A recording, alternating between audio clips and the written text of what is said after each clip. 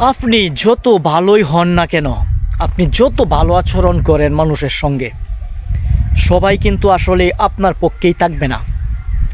কেননা রাসূলুল্লাহ সাল্লাল্লাহু আলাইহি সাল্লাম এত ভালো একজন প্রেরিত রাসূল, ভালো একজন মানুষ, নবীদেরও নবী। উনার পিছনেই একদল শত্রু ছিল আর একদল ওনাকে ভালোবাসতো। ঠিক তেমনি ডানপন্থী বামপন্থী থাকবেই। আপনি যতই ভালো কথা বলেন, যতই ভালো আচরণ করেন, যত ভালোভাবেই চলেন, একদল আপনাকে ভালোবাসবে আর একদল আপনাকে পছন্দ করবে না। যারা পছন্দ করে না তাদেরকে আপনার রাজি খুশি করানোর কোনো প্রয়োজনই নেই।